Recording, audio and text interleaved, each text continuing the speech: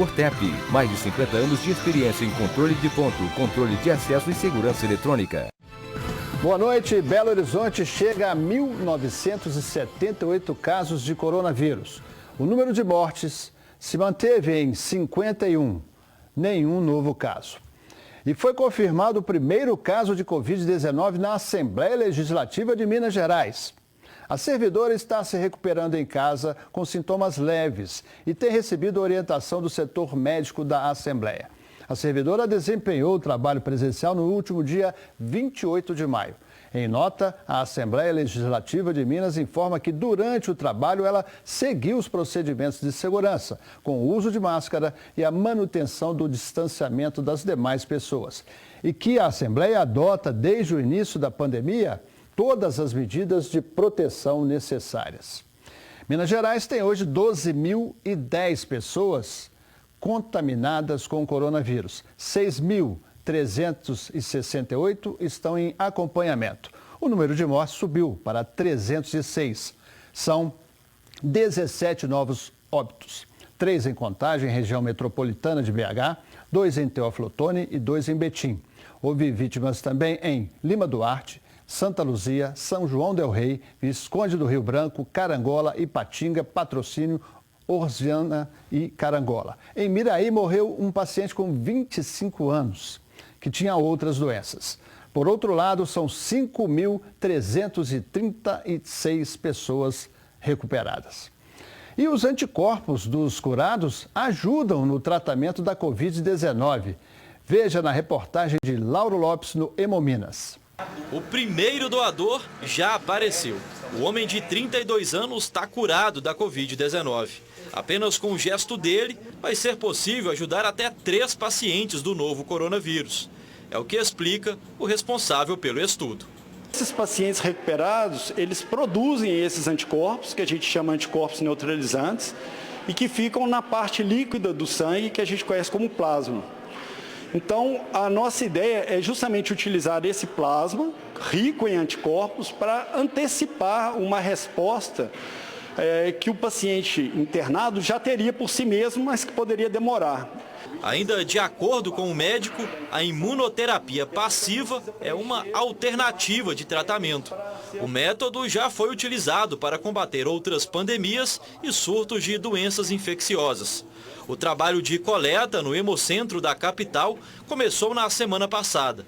O estudo, autorizado pelo Conselho Nacional de Ética em Pesquisa, conta com a parceria da Fundação Hospitalar do Estado de Minas Gerais e da UFMG. O plasma coletado pode ser usado em vários estágios da doença. É o que deve acontecer no estado. Mas, segundo o coordenador da pesquisa, o objetivo do Hemominas é utilizar o tratamento principalmente em pacientes recém-internados, evitando o agravamento da doença e a necessidade de uma vaga nos centros de terapia intensiva. As doações devem ser agendadas por telefone. Nem todas as pessoas curadas podem ajudar com o estudo.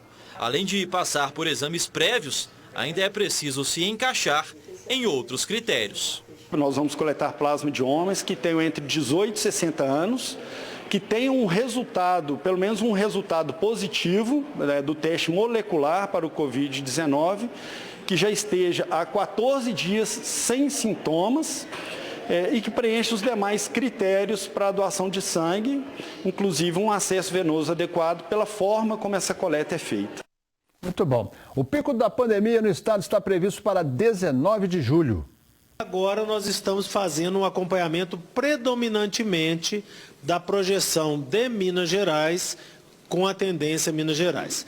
E nesse contexto nós entendemos que nós temos alguns picos projetados.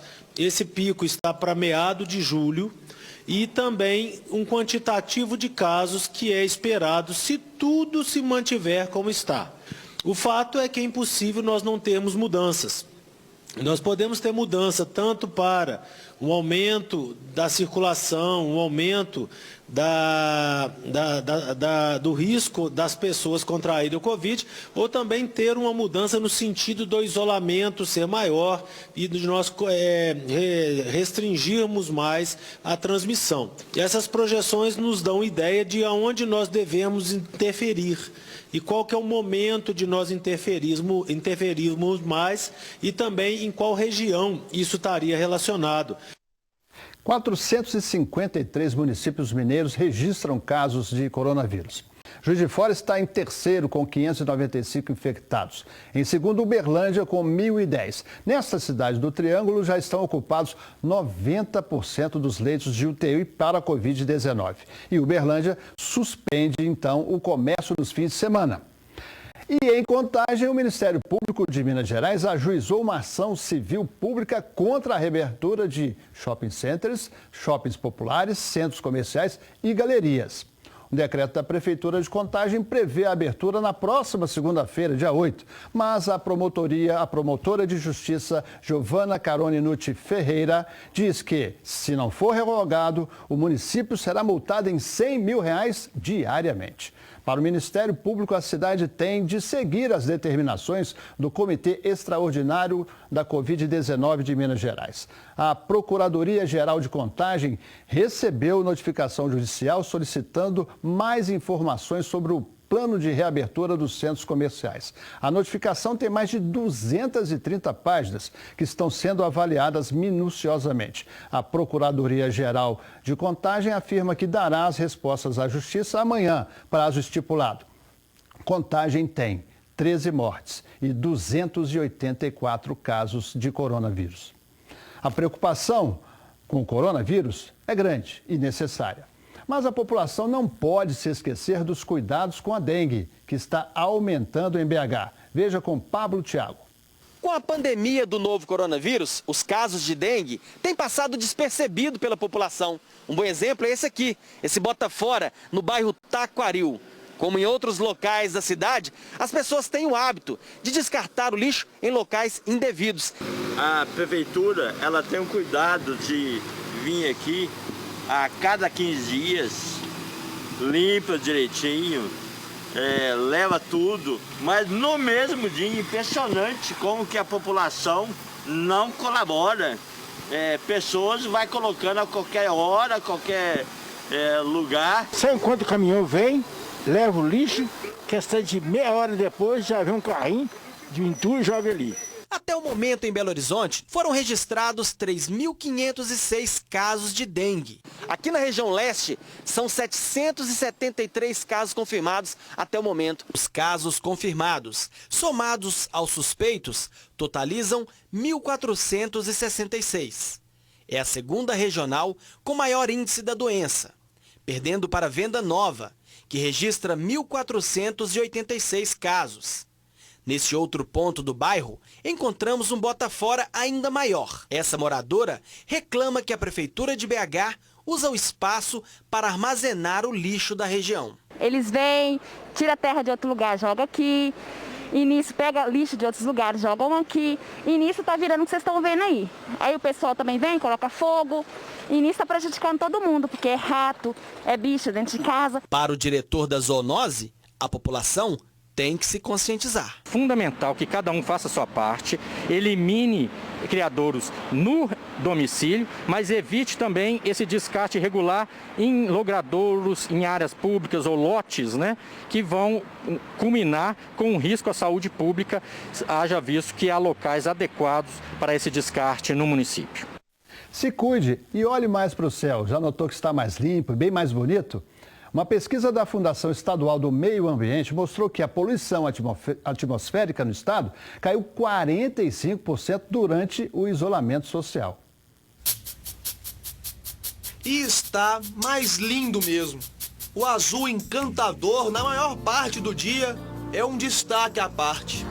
A paisagem está cada vez mais nítida, sem nenhum sinal daquele acinzentado que antes tirava o encanto de cada ponto da cidade. É uma característica marcante dessa época do ano, esse céu claro, com muita estabilidade, a falta de chuva e muita fumaça e poeira, geralmente nas camadas mais baixas da atmosfera. Quando temos a oportunidade de observar do alto um belo horizonte, dá para ver tranquilamente que o ar está um pouco mais limpo.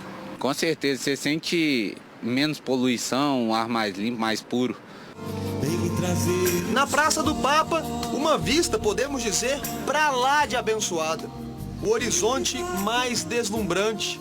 A redução de atividades em BH, como o tráfego intenso de veículos, contribuiu com a redução de 45% do material particulado fino lançado na atmosfera, conforme medição realizada na estação PUC São Gabriel. Os impactos estão associados à redução no número de ocorrências de pessoas com crise respiratória, mas essas reduções observadas, elas vão trazer impactos realmente a médio e longo prazo. A produção industrial, que é a principal responsável pela emissão de poluentes, também desacelerou as atividades. Em Betim, a emissão de dióxido de enxofre caiu 37% se comparado ao ano passado. É importante a gente registrar que esses valores, eles não estão acima do valor legal e nem acima dos valores orientadores da OMS. Então, mesmo no período anterior, no período do ano passado, o Estado e a região metropolitana já tinham valores definidos na legislação como aceitáveis. Enquanto a vida não volta ao normal, e se precisar sair de casa, aproveite para curtir as belezas da natureza, que em um dia corrido, talvez você não teria tempo de apreciar. Lindo, né? Mas na pandemia cresce o número de estelionato virtual. Veja na reportagem de Larissa Pimenta. Janaína nem suspeitou que estava caindo em um golpe. A nutricionista teve o WhatsApp clonado por cybercriminosos, que entraram em contato por ligação, dizendo serem do Ministério da Saúde, fazendo perguntas sobre a Covid-19. Eles falam que vão enviar o número para que eu confirme. E, na verdade, eu estava falando o número do meu WhatsApp, que é um número para você baixar, né, fazer um download. Então, nesse momento, eu vi que eu tinha caído num golpe, porque meu WhatsApp, de fato, ele parou de funcionar. Vários clientes de Janaína receberam mensagens supostamente enviadas por ela, pedindo dinheiro. Uma das clientes acabou caindo no golpe e depositou quase R$ 1.700 na conta dos bandidos. Janaína acabou arcando com o prejuízo. A gente, você se sente na obrigação de fazer um ressarcimento. Eu fiquei muitas horas por conta de avisar meus clientes, que eu estava sendo vítima de um golpe. A Janaína faz parte de uma estatística que chama a atenção.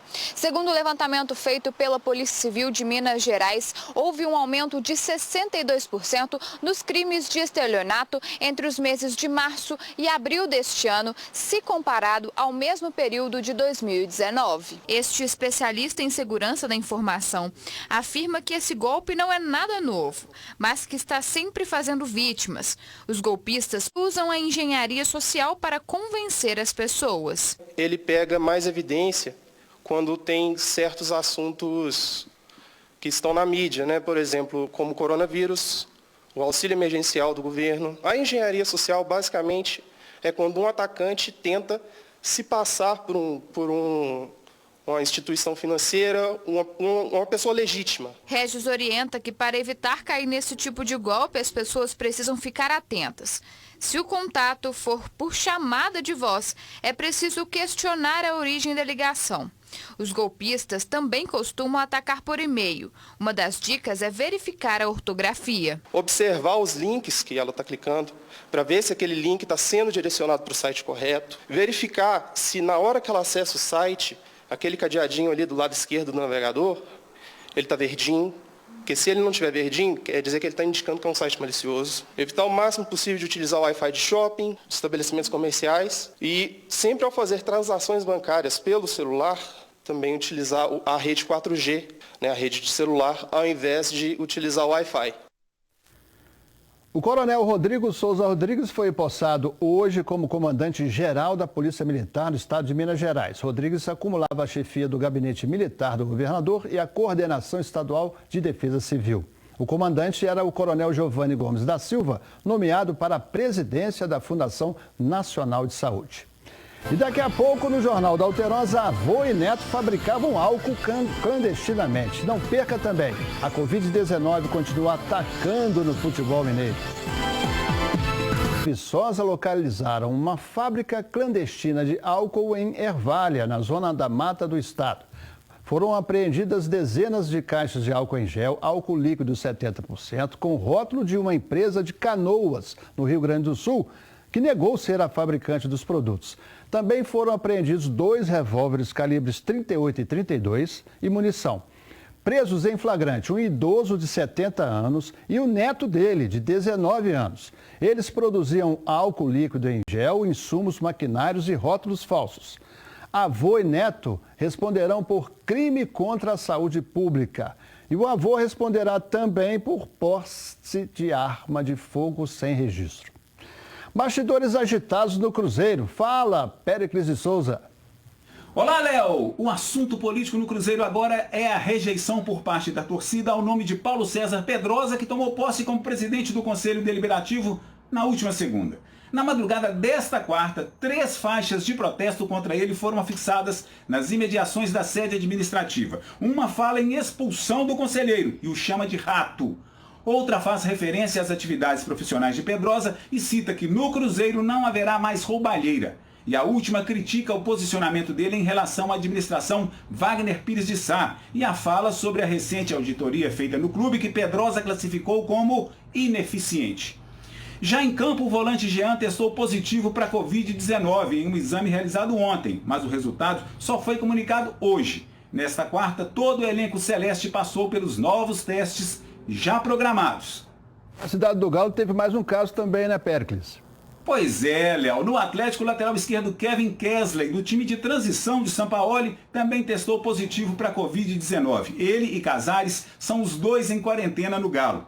E tem reforços na área. Nesta quarta-feira, anunciada a contratação do meia Alan Franco, de 21 anos, ex-independente Del Valle. A confirmação da negociação foi feita pelo próprio clube equatoriano. O contrato, 4 anos. O valor da transferência não foi divulgado. O outro é Léo Senna. Goiás e Atlético se acertaram em R$4 milhões por 80% dos direitos do jogador, que já é aguardado em Belo Horizonte para assinar contrato.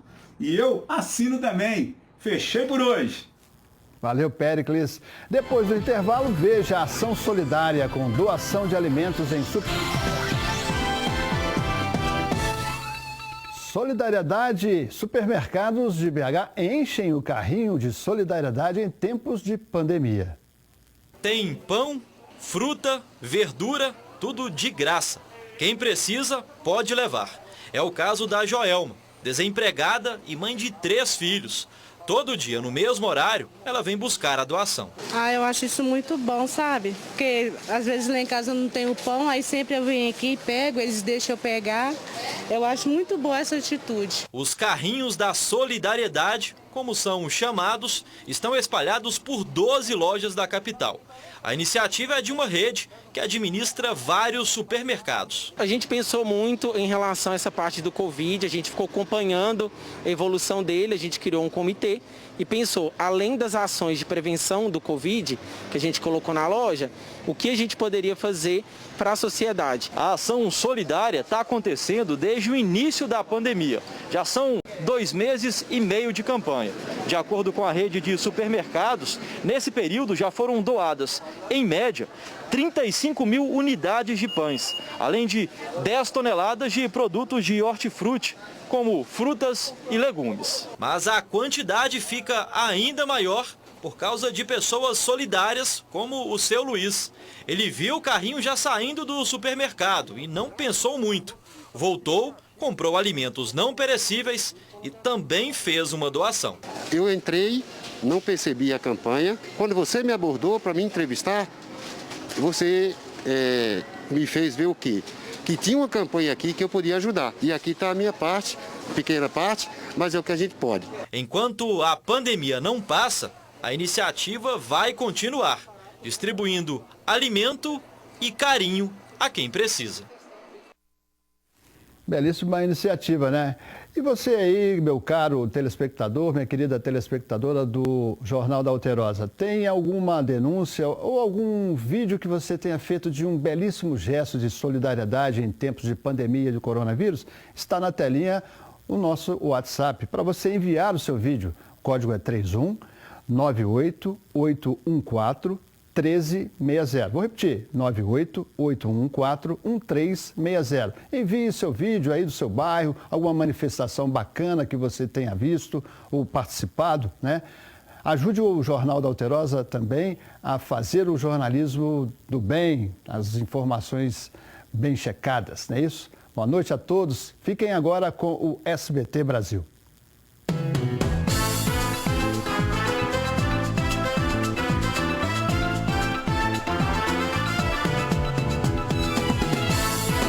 Jornal da Alterosa. Oferecimento. Prefeitura de Belo Horizonte. Em caso de dúvida sobre a Covid-19, acesse pbh.gov.br/coronavírus. E Grupo Ortep. Mais de 50 anos de experiência em controle de ponto, controle de acesso e segurança eletrônica.